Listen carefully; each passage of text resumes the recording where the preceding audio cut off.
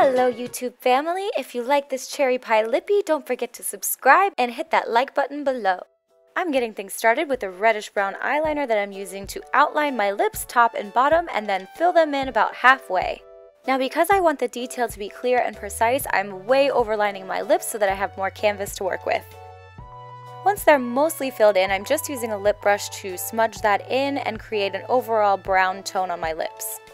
For the pie crust, I started with a white because I wanted to put a soft light brown on top of it, and I used about 3 different products. You're going to see me sort of switch between a couple different ones. I wasn't in love with this first liquid liner, and I also didn't love the pencil, but they did the trick until I decided to switch over to a Wolf Face Art water activated palette, which really did the trick. All we're doing here is laying some diagonal lines, which are going to serve as our first layer of the pie crust. To make sure that your diagonal line transfers cleanly from the top to the bottom, I always press my lips together so that I see a little bit of the white where I need it to go and then trace it to form the rest of the diagonal line. Alright, so fair warning, it is never going to be easy to draw straight lines on your lips. Obviously your lips are curved and you do not want the line to appear that way. Don't get frustrated, you can always clean up with a wipe or a clean brush in between.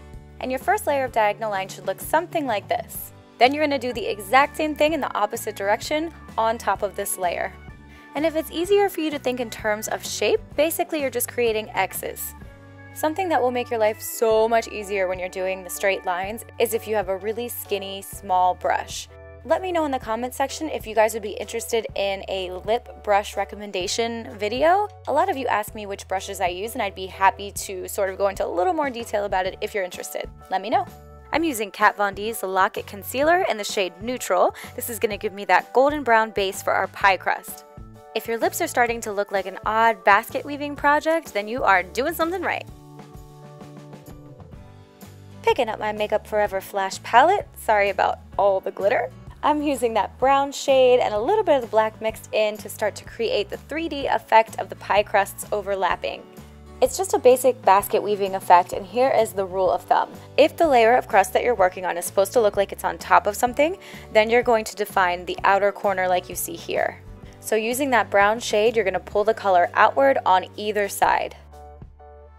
If the layer of crust that you're painting is supposed to look like it's going to go underneath another layer, then you're going to shade on top of it or inside. Does that make sense? If you're a visual person like me, just watch. It'll start to make sense the more that you look at it. And if you have to redo a line, you mess up here or there, that's totally fine. You can just take a little more of the concealer and go right on top.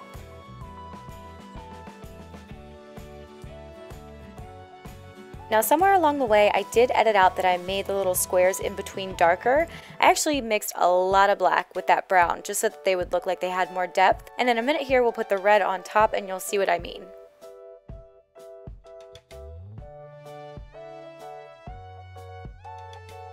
And there is our completed pie crust.